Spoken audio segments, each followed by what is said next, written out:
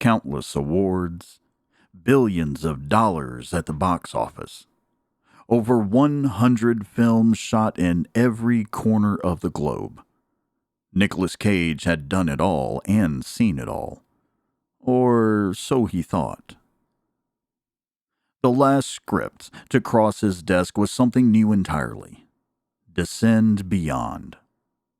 As he pored over every word, every page, Nick became more and more transfixed. It was as if the script had consumed his senses entirely. He could see himself kneeling before the great altar of a dark temple. He could feel the coarse stone on his fingertips as he drew ancient symbols inked in blood on that very altar. He could hear rumbling as the walls glowed and released. Nick called his agent immediately. By the time the sun rose, he was on a private jet bound for the Pacific. His agent had warned him that Descend Beyond was backed by some questionable financiers. Nick didn't mind. He was willing to do the film for free, but his agent talked him out of it.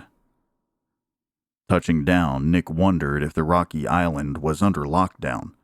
The dirt runway was flanked by research tents bearing a logo he did not recognize. As soon as he stepped off the jet, he was led by armed guards to the director of Descend Beyond, a white-haired woman with the hardness of a government agent, Pauline Stamper. Stamper herself drove Nick to the set, with another 2 black jeeps following them.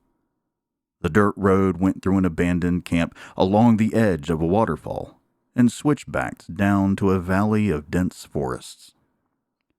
Stamper led Nick and the guards on foot to the film's key location, an ominous cave home to the crumbling ruins of an ancient temple. It was exactly what he had seen as he read the script in his office. The dark temple, the stone altar in the middle of the main chamber, the smooth walls waiting to glow, waiting to unleash. Nick was ready to film immediately. Stamper gently reminded him that filming would commence the following morning, but Nick refused to hear any of it. The crew was quickly summoned, and just as the sun began to set, Nick heard the words he longed to hear. Action!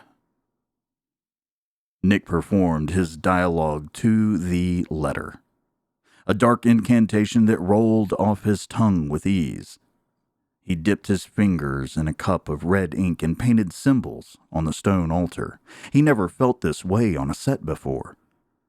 But then, Nick looked up and saw the temple walls glowing, revealing symbols like the ones he had painted on the altar.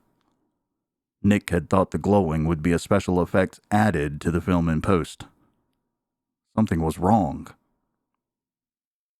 He approached the wall and touched the symbols, just like it said in the script.